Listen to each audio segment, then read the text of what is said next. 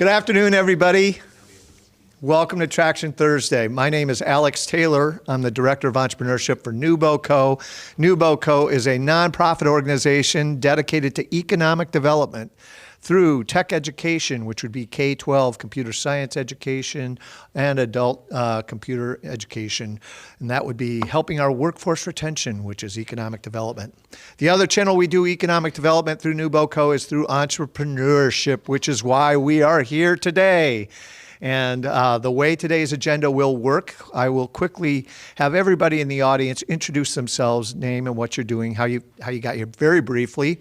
This gives the speaker a chance to know who's in the audience and can customize perhaps some of her presentation towards your needs or your understanding. After introductions, I will briefly introduce today's speaker. And she will now enlighten us with all of her beautification efforts. And then upon conclusion, we'll quickly go around the room to make sure there are community announcements that can be shared with one another. It is my pleasure to introduce Deborah Williamson, who is originally from the southern Illinois Carbondale area, did spend a little time up north near Rockford, but thankfully has upgraded to Fairfield, Iowa, and is here today to talk about her wonderful beautification efforts in this community. So let's give her a warm Traction Thursday welcome. Thank you all so much, and welcome to my Beautification as Economic Development presentation. What I'd like to do first for you is take a walk down memory lane and see what the Beautification Commission was up to in 2024, which will help inform you as to why we're expanding our scope for 2025. So as you may know, we have a tradition every spring. We call it the Street Sweepers Ball, and the spring of 2024, we had at least 100 volunteers show up to help us tidy downtown. The youngest was 3 years old. I suspect she's a future beautification commissioner because she came with her own gardening tools. What a doll. People were just showing up because they saw us working. And so I had names on the registration form of folks I hadn't spoken to. They just wanted to join, and it looked like so much fun. It was a beautiful day. And it was amazing how many truckloads of leaves and cut back perennials that we were able to collect, which sets us up for some amazing planting. So this is a preview of the hanging baskets that we had downtown in 2024. And they're just such a favorite for everyone. They always look so full and abundant. Does anyone know the secret to why that is? That's a very good guess. They actually are put together in self-watering baskets. So the Park and Rec department fills that 4-gallon reservoir a couple of times a week. And they just look like they get everything they need, which is exactly what we want our flowers to do. So we love them so much. And then we plant perennials and annuals in the 40, 45 nodes. Those are the little garden bump outs around crosswalks and intersections. We also plant in over 20 flower pots, some of the larger ones being at the Civic Center. That's a fun day. Everybody likes to just get their hands in the soil. And then we rejuvenated Petra Park, we rejuvenated the downtown alley, we cleaned up entrance signs, we had a 70s rock painting party. So this was right before Ragbri came to town, and we thought we'd give the town a nice little polish and sparkle. And these cute little rocks were painted in a 70s style because that was Ragbri's theme. And unbeknownst to me, when you have rocks painted and scattered throughout town, that's an invitation for young people to pick them up and take them and place them somewhere else. So I didn't know this until after we had placed them all around town, and they immediately went missing. So I went out on Facebook, and that's where I got my education. Like, no, that's what's supposed to happen. So I think I'm okay with that. I mean, they went to another home, but later in the year, I found some rocks that we hadn't painted that someone had taken from some other place and brought to our garden. So it went full circle. We also did something new last year. We landscaped 6 Habitat for Humanity houses. And these are all in a kind of a row on 12th Street. The homeowners were involved, and the gentlemen in the blue shirts are inmates from the Mount Pleasant Correctional Facility, and they found it to be a very fulfilling experience too, which just proves that gardening is therapeutic. We also did a lot of work on the 5 entrance signs. We put in some perennials to give the signs 3-season color. So you'll see daffodils come up this year. We added some evergreens to give it a winter look as well, to go nicely with the limestone. It's just going to be stunning. I worry that there'll be traffic accidents out there on 34 because people will be looking at the beautiful signs. So we also took over the maintenance of Carla Christensen's mosaics. She has been maintaining these for 15 years, and I was so impressed. She's a friend of mine, and so I thought, well, you know, she doesn't want to keep doing it forever, and it seemed appropriate that the Beautification Commission should take over the cleaning and sealing. It's an annual maintenance, cleaning and sealing of the mosaics, and here she is giving us our lesson on how to do it. Her son is so debonair. He's up on the ladder in a dress coat and a fedora. They're a lot of fun. So she was actually so impressed with what we were doing for the city that she has agreed to donate 12 newly created mosaics to our projects. We also planted 3,000 tulips around town. And those of you who live here know that in the spring, all along Burlington, it just bursts into bloom with all sorts of colors of tulips. And last spring, the Broadway side of the square also bloomed with tulips that we planted the year before. And everyone loved it so much. That's the feedback we got. So we just went all out and planted all of the nodes with just thousands of tulips. And it's so cute. Here are the children who are volunteering with us in the bottom left, and they're sorting through the thousands of tulips just to make sure we get a good assortment of colors. It was so fun. We also decorated the Civic Center holiday pots. Friend of mine let us go out to her land and forage for pine boughs and other evergreens, and we spray painted some birch trees, and yeah, there you go. Just looks lovely. So I want to show you a little bit about the thing that sort of started the Beautification Commission in 2002. The commission was established by Mayor Malloy to create a welcoming environment for visitors and citizens alike. And I can't remember who first crafted the Rose Award concept, but there was basically one Rose Award, and it was really about landscaping. And so you would see places like Everybody's Whole Foods was an example of a beautiful place that received a Rose Award. Well, in 2024, we expanded the Rose Award categories to include excellence in renovation and excellence in design. And these are some of the 10 recipients. So excellence in renovation, this is a house that was renovated by Don Holting on West Grimes, and it looked like it probably should have been raised. And he saved that house, and from basement to roof, it's completely gutted and renovated. He even added, what's the word? The wall, the stone wall, retaining wall, and driveway and everything. And it's just extraordinary what he did for that neighborhood. So we want to highlight that more as that the value of that is that it supports neighborhood revitalization. And those of us who live here know that we have quite a few neighborhoods that need a little love. And then excellence in landscaping, as you can imagine, is our signature Rose Award, and that supports neighborhood beautification as well. Excellence in design was a new award that we came up with because there are so many businesses that contribute to the community that may not have landscaping, but we wanted to award them for their contribution. And El Paso was our first excellence in design recipient of the Rose Award. And that design supports a space where people can gather. And it's the concept is that it's innovative, original in concept, and excellent in execution.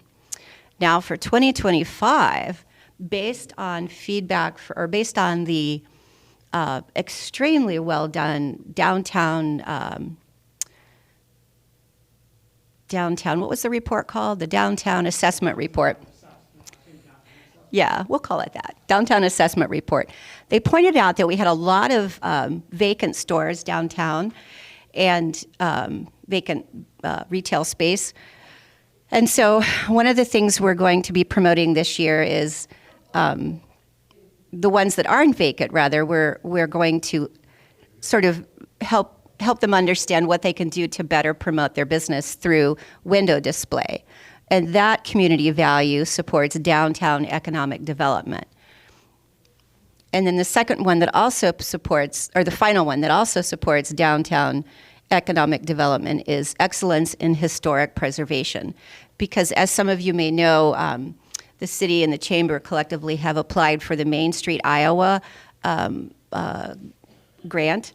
And should we get that, we're optimistic, then what comes with that is someone who's quite expert at helping businesses downtown to to access funds for historic preservation. So that would mean we could have businesses downtown that look as spectacular as the Beck House. Wouldn't that be something? All right, now I'm going to tell you a little bit about our projects.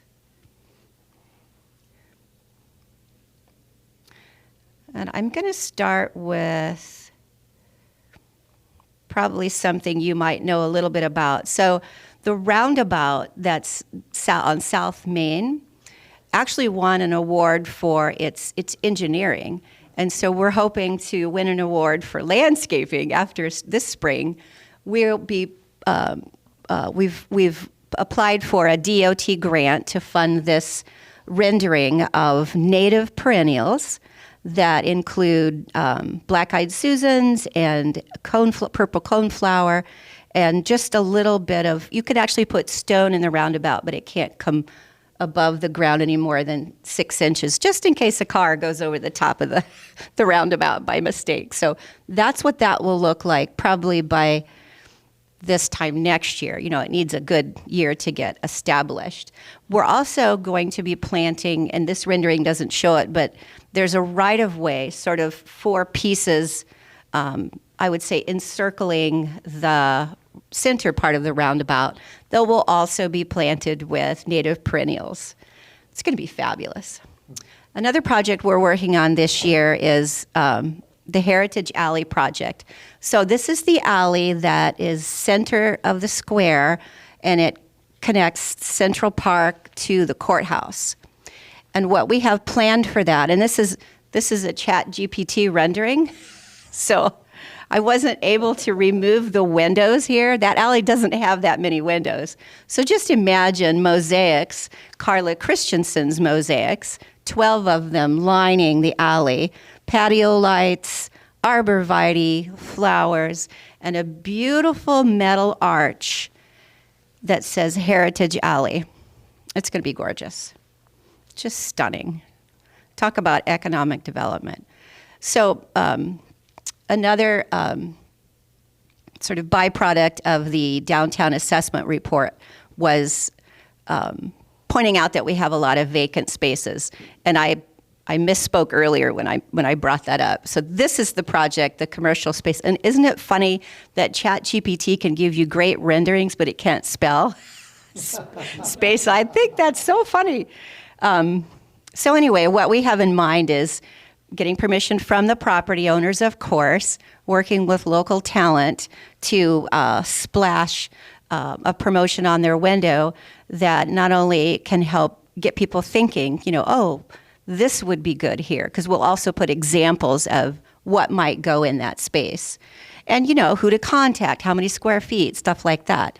And even if you're not an entrepreneur who's looking to put something downtown, you might have a cousin or an uncle who would like to move here, and you can say, oh, you got to come here. This is a perfect spot for that. Plogging is another, so I love this. So this is our local actors, Lou Bolster and Meredith Simpson, and they're modeling our plogging bags. So plogging is a combination of jogging and picking up trash. And so that's what we plan to do, plogging twice monthly for 2025. And it's interesting to me because it takes those two people 1 hour to plug around downtown and to get all 9 blocks and pick up the trash. Isn't that amazing? And yet they'll fill the bags, and then it's just like pristine little town. I love it. So the alley. We also have plans to have a landscaping tools library. So the public library is granting us space in their building. There's access to it is external. And they don't need the space anymore. It was originally built for them to house their lawnmower and their mulch and all of that, but they outsource all of that. So what we're going to be doing is, check out CHEEK. Oh, it's so great. So what we're going to be doing is, first phase is putting the Beautification Commission's tools and supplies in there. And then once we really see how much space we have left over, then we're going to collect the donations that are sort of on the shelf right now, so to speak, like tillers and wheelbarrows and additional brooms and rakes and cordless hedge trimmers and the kinds of things that people don't use but maybe once a year. And renting them sometimes is cost prohibitive. So we'll be able to, like by this time next year, we'll be able to have that at the public library. Also, there's a mural that Chad Starling will be painting on the 2nd Street underpass.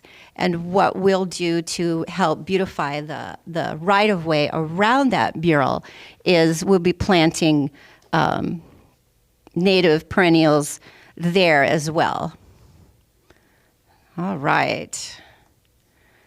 We are also having a Heritage Alley fundraiser. So that will be set up, it's online here, but it's also going to be set up in the window where showing some of the mosaics, I can't think of that, custom cuts right there at the entrance to the alley. And we'll set up at the Art Walk as well, promoting in June, July, and August. But the thing I really want to get your feedback on is a project that may sound wildly ambitious. And I call it Cut and Color, a neighborhood makeover. So the concept for this is that we target 1 block, and let's see if that shows up pretty well. So just imagine a neighborhood that really needs it has a lot of deferred maintenance, and maybe it needs just to be cleaned up, power washed, and maybe painted. There's a lot we can do just to tidy a neighborhood and make it look better. And so what we thought we would do is organize volunteers and donors and go to the neighborhood of our choice. And we're thinking we would start with a single-story house. I know there's a lot of 2-story houses in town that need some love, but we don't want to tackle that just yet. And cut back the overgrowth, take the junk out of the yard, the mattresses and the couches, and really clean it up. Car parts. I sure hope we don't find any body parts. Oh my gosh. But even if the home is, has siding on it, just power washing that, it'll look like it's been painted. So I would like your feedback today. If you think you know someone who would like to get involved, or if you know someone whose property would be like a good candidate for this makeover, or if you'd like to donate to this, just let me know. So here we go. This would be, this is so funny. So what I love about ChatGPT is it left some of the junk in the yard right here. Gives it that realistic look. That might be my neighbor's house on the left. I'm kidding. All right, so any questions or comments or feedback? Yes, sir. Is there a proposed budget for this So is there a proposed budget for this project? Not yet. We haven't begun the planning stages. So last year when Faith Reeves applied for the federal grant, we were a part of that application in terms of, we called it a block by block program. And some of the funds were then earmarked for materials like paint and some skills like carpentry and so on. But we're uncertain at this point with the current administration whether there will be, those federal funds will be coming. So we're sort of starting over in terms of how to pay for this, whether it's going to be 100% donations and volunteers or if we're going to find some other source. Thank you. Good question. Excuse me for cutting in front. I think all of your beautification stuff is really, really nice.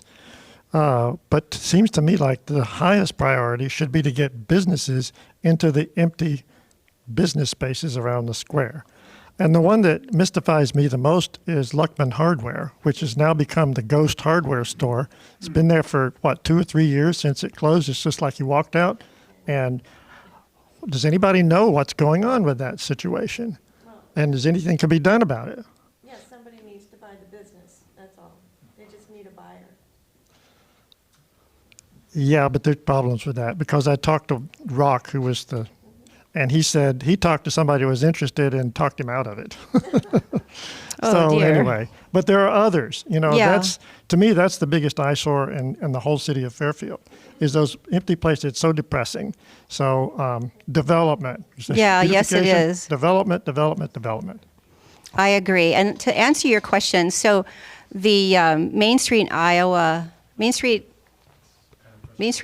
program that the chamber and the city partnered and applied for is really hopefully going to address cosmetically the downtown, making it more attractive to entrepreneurs or even to an anchor tenant, for example. I can't think of one off the top of my head, but somebody who might, not Subway, but anyway, someone who might want to move here and take advantage of our up and coming downtown. And I think it's going to take all of us, especially when we start to show the, let's see if I can find that. When we start to show when we start to show what that space is capable of becoming, that's kind of the carrot. The stick is the city is actively working on updating its ordinances so that if a landlord has the second floor occupied with good paying tenants and doesn't feel motivated to fix up the ground floor space to make it move-in ready for a business, then the city will start to inspect and fine per month until there's enough pressure to do something about that, to put some money into the downstore space, because that's one thing that's keeping people from renting space downtown is they might have the funds for their business and for their business, the inventory, marketing, and all that, but they don't have the funds to fix up a building that doesn't belong to them. That's a little too much to ask. So between the carrot and the stick, we do hope to make some progress with that. Good question. You actually took the words right out of my mouth. I was going to say, I hear what you're saying, but yeah, you have to make it more attractive first for people to be interested in it. It's just like selling a home. Everyone has their little upgrades and definitely does a deep clean and all the things to enhance it, to make it more attractive. And speaking of homes, it isn't just the commercial, it isn't just the state of our commercial assets in Fairfield, the state of our residential properties. I have friends who are trying to find a house here, and they're looking at what's on the market and none of it's move-in ready. And so that's sort of a cultural thing. We have kind of a learned helplessness in Fairfield right now. It's what are we going to do? It's always been this way. What we have to do is we have to put programs together that kickstart and get a different attitude going. And I think that's something that we did last year, because we really saw a lot more people show up at our events, and a lot more people were generous, contributing, as donors to various things, because they saw, what, that's tangible. I can see that. Let's get on that. And I think that's what's going to happen this year as we dress up downtown. We're adding another 30 hanging baskets, another 10 self-watering pots on the square. The plugging is going to help. We're replacing some of the fabric awnings that are tattered, and that's all volunteer work. We'll be doing some, what was the other thing? Oh, and then the commercial space. And just helping people, like the work that you're doing is really going to help with educating folks into how they can get their business plan off the ground. And then with the city working, to incentivize the property owners to clean up their space, to make it move-in ready, to get it filled, even if they don't feel like they need the income. So I have like a bazillion questions, and I'd love to just sit down with you for like an hour and like talk about things, because you and I have been here since the 80s, and we know what's going on here. But my question is, what are the boundaries of the Beautification Committee's responsibilities? And are you officially taking over the commercial space window showcase project for the downtown? Is that your project now? Yes. And Okay. so everything the Beautification Commission does, we do with partners.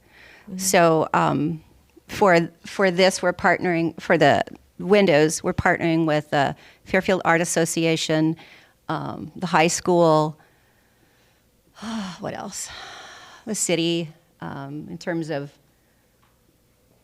no, well, not so much the city, but Okay. it's like we're more orchestrating it Okay. than picking up a paintbrush Awesome. So or a that's paint great. stick.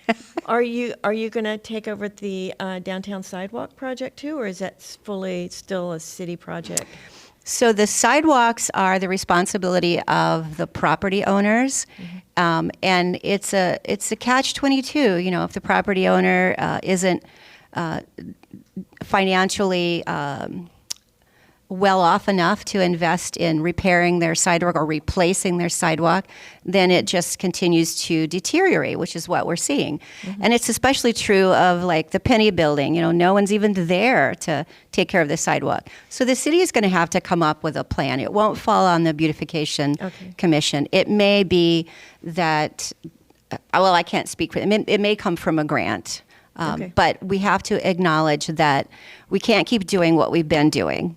Yeah. We need a different plan. And then my last question is, what's the status of the public bathroom project right now? What's the status of the public bathroom? So I recently submitted a local option sales tax application requesting $50,000 from lost funds, matching that with the grant and raising the remaining $40,000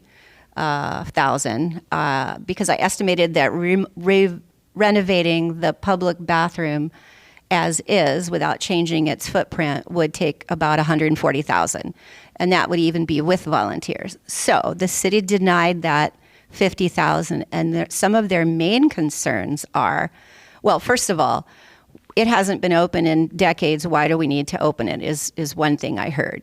Secondly, I heard who's going to clean it, who's going to unlock it, what about vandals, what about this, what about that.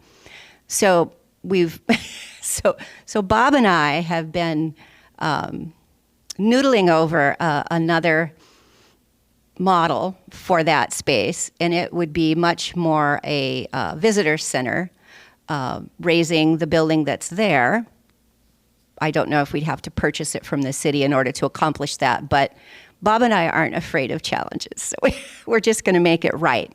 If it's a visitor center, it would look like a larger space. There would be indoor bathrooms, like 2 family bathrooms, with all of the, amenities that come with family bathrooms. And it would be a place where people could tour Fairfield and find out about all the neat things we do. Maybe it would have souvenirs in it. Maybe it would have a little coffee shop or a little ice cream shop or something that would help even attract people who live here to support it. And then it would be maintained by those groups like an HOA. They would share the cost of the utilities. They would share the labor of keeping it clean. There would be no police needing to open it or close it. There'd be no need for worrying about people spending the night there. So I think that might be a model that the city would be much more inclined to entertain.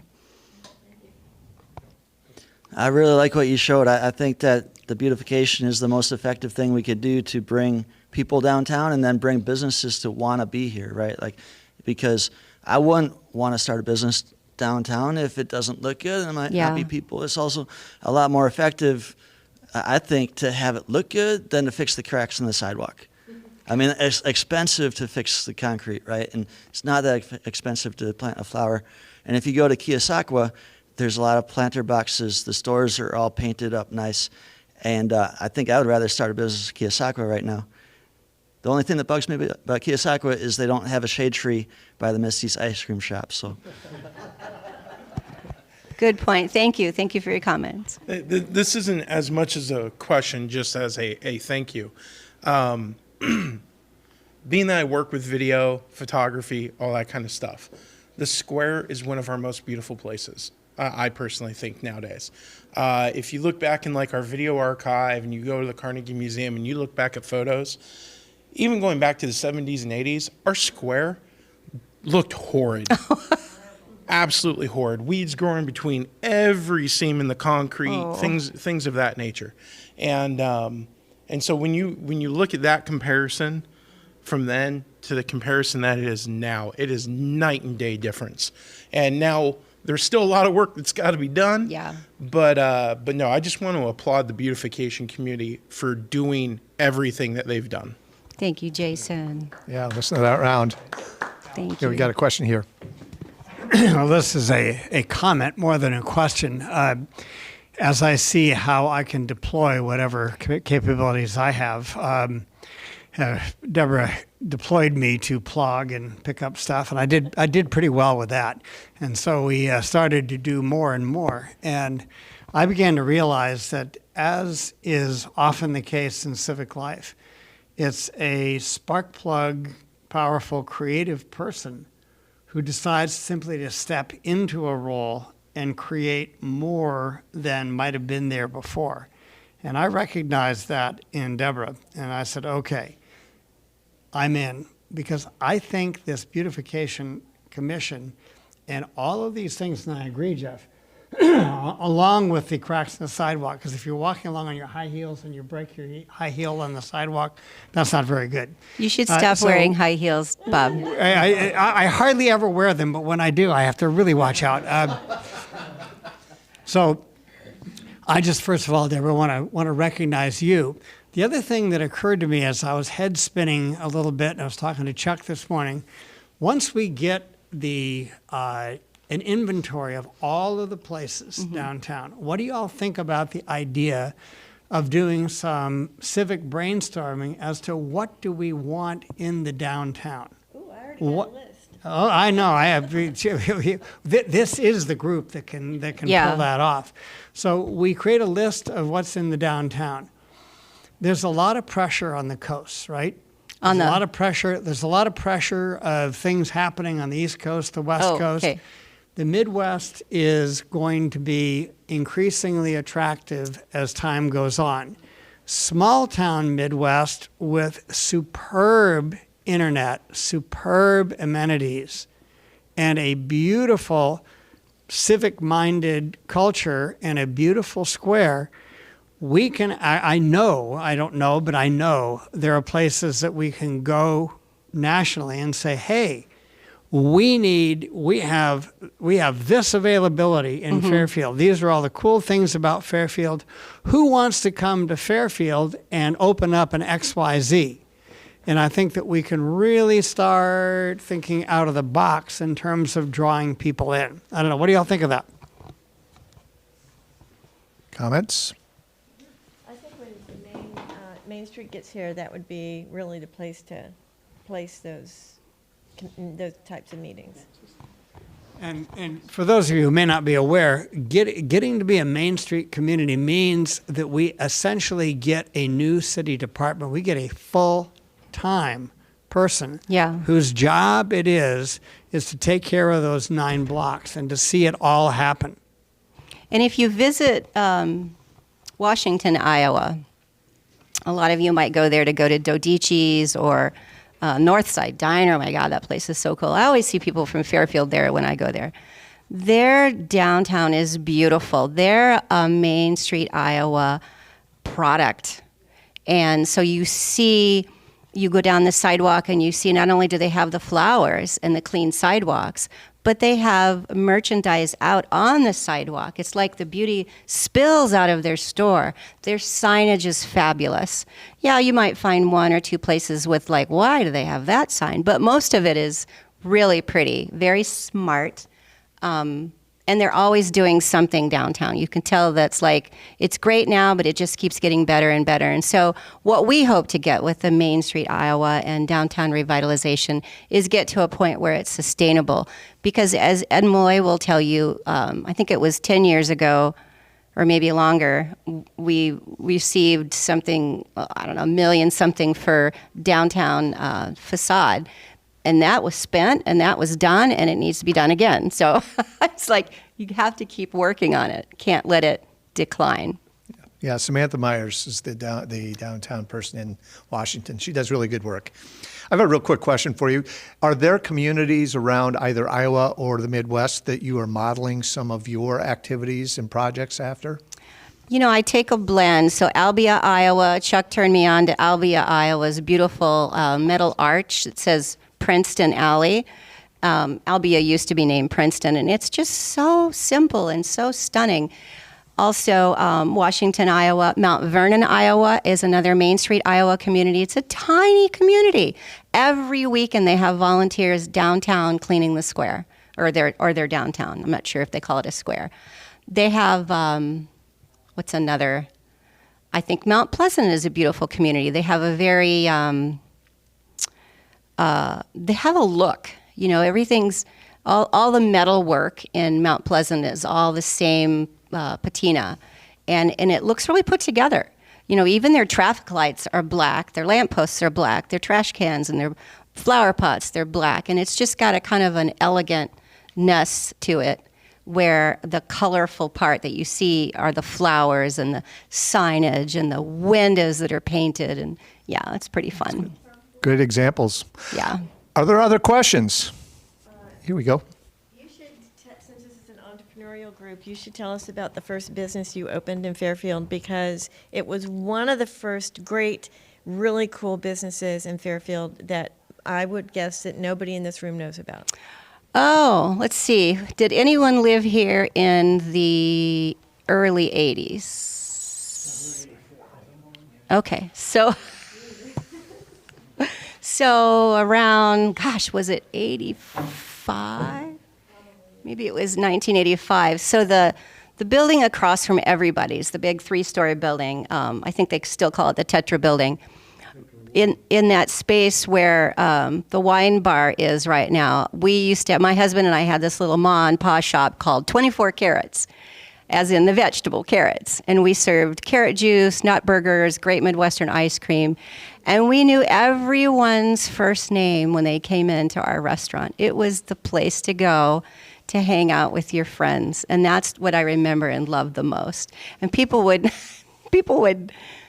leave the domes and come by our place and run in for their coffee and their pastry and chat for a minute and then go off to their day. So that was really sweet.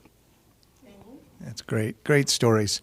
You, Deborah, are clearly a contributing gem to this community, and I just can tell just by the questions and the evolution of beautification has been very successful so far, and it's exciting to think that grant funding may be here for Main Street, and that will just complement all the great work you're doing and help. And the grant funding is state funding. Yeah. So not only that, but the city would control the salary for the person that works for the city for 3 years. We wouldn't have to share that person with anybody. That is fantastic. Let's give Deborah another round of appreciation. So while Bob is looking up our next speakers, are there any community announcements? Are there any community announcements? Bob, who's up next couple of weeks? All right. So what we got coming up is next week, Bill Hickey is going to tell us how to find love in business. That should be a popular one. The next week, Corey Morrow is going to be coming in on Zoom from Mexico City, talking about his Farsight Society. He came via Zoom before. He has evolved his business, so he's going to talk to us about that. After that, John Lippman is going to talk to us about Vastu architecture and what he's doing and how that contributes to the town. And following that, Galen Satterley, who was our very first speaker in early February last year, is going to be talking about the evolution of Breadtopia and the collective, and that's going to be don't miss it. There's some wonderful things happening there. So great. All right. The only announcement I have from NewBoCo, on Saturday, the website goes live for EntreFest and tickets go on sale. They have early bird special for tickets for EntreFest. EntreFest is a 2-day conference around entrepreneurship in Cedar Rapids. Early bird tickets will be $149, and then they'll go on for about a month, and then we'll go to regular prices, which is $249 right up until the month of June. The event is June 12th and 13th, and as we enter June, I think the prices go up to $350. So be an early bird, get your tickets early and often, and I will be sure to remind you as the next few weeks ensue. Are there any other community announcements? Going once, twice? Oh, we've got one from the county supervisor. This is good. Tomorrow evening, Friday evening at 4:30, there is a listening session at the library having to deal with cancer. There's some legislators coming in to listen, and they're wanting people to show up to talk about their experiences with the cancer. Thank you, Josh. Thank you very much, Joe. Poster on the table. Since seeing no more community announcements, that would be a wrap from Fairfield, Iowa. Thank you very much, and we'll see you next week.